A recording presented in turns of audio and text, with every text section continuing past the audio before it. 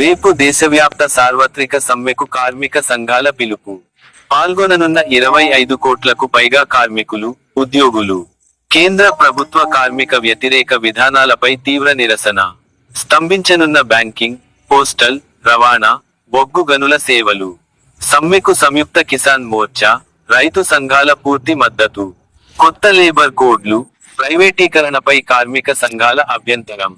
కేంద్ర ప్రభుత్వ విధానాలకు వ్యతిరేకంగా 10 కేంద్ర కార్మిక సంఘాల ఉమ్మడి ఫోరం బుధవారం దేశవ్యాప్త సార్వత్రిక సమ్మెకు పిలుపునిచ్చింది. ఈ భారత్ బంద్ లో సుమారు 25 కోట్ల మంది కార్మికులు, ఉద్యోగులు పాల్గొంటారని సంఘాల నేతలు అంచనా వేస్తున్నారు.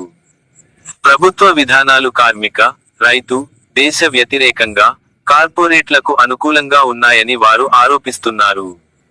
ఈ సమ్మె ప్రభావంతో బ్యాంకింగ్, బీమా, పోస్టల్, బొగ్గు గనులు, రవాణా వంటి కీలక ప్రభుత్వ రంగ సేవలకు తీవ్ర అంతరాయం కలిగే అవకాశం ఉందని హింద్ మజ్దూర్ సభ నేత హర్భజన్ సింగ్ సిద్ధు తెలిపారు. దేశవ్యాప్తంగా వ్యవస్థీకృత, అసంఘటిత రంగాల్లోని కార్మికులు ఈ నిరసనలో పాల్గొనేలా నెలల తరబడి సన్నాహాలు చేసినట్టు కార్మిక సంఘాల నేతలు వివరించారు.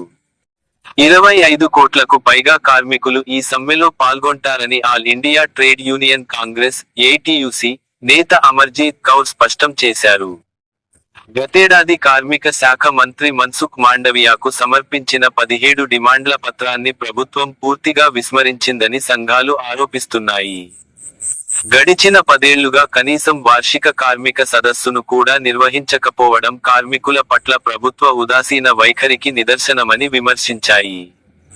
పార్లమెంటు ఆమోదించిన 4 కొత్త లేబర్ కోడ్లు కార్మికుల హక్కులను కాలరాసేలా ఉన్నాయని, సామూహిక బేరసారాలను దెబ్బతీసి, యూనియన్ల కార్యకలాపాలను అణచివేసేలా ఉన్నాయని వారు ఆందోళన వ్యక్తం చేశారు. ప్రభుత్వ రంగ సంస్థల ప్రైవేటీకరణ, అవుట్సోర్సింగ్, కాంట్రాక్టు విధానాలను తీవ్రంగా వ్యతిరేకిస్తున్నట్లు సంఘాలు తెలిపాయి.